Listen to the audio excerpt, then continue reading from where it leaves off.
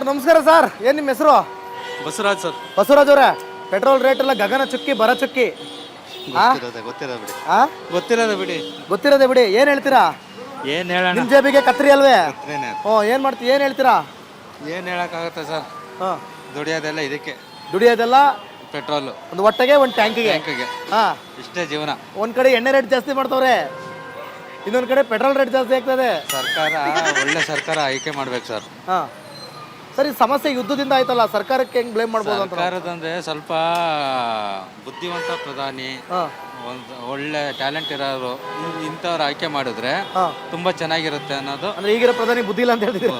ಬುದ್ಧಿ ಅಂದ್ರೆ ಸ್ವಲ್ಪ ಯಾಕೋ ಜನಕ್ಕೆ ಯಾರಿಗೂ ಇಷ್ಟ ಆಗ್ತಾ ಇಲ್ಲ. ಇಷ್ಟ ಆಗ್ತಿಲ್ಲ ಅಂತೀರಾ? ಹಾ, ಈಗಿರೋ ನಮ್ಮ ಸಿದ್ದರಾಮಯ್ಯನವರು ರಾಜ್ಯ ಸರ್ಕಾರ ಪರವಾಗಿಲ್ಲ. ಪರವಾಗಿಲ್ಲ. ನಮ್ಮ ಸಿದ್ದರಾಮಯ್ಯ ಅವ್ರಿಗೂ ಒಂದು ಆಪ್ಷನ್ ಇದೆಯಲ್ಲ ಕಮ್ಮಿ ಮಾಡೋದಕ್ಕೆ? ಮಾಡ್ಬೋದು ಸರ್, ಸೆಂಟ್ರಲ್ ಅಲ್ಲಿ ಮಾಡೋದು. ಇವ್ರಿಗೂ ಆಪ್ಷನ್ ಇದೆಯಲ್ಲ? ಇವ್ರಿಗಿದೆ, ಅಲ್ಲಿ ಇದ್ ಮಾಡುತ್ತೆ, ಇವ್ರು ನೋಡ್ತಾ ಇದಾರೆ.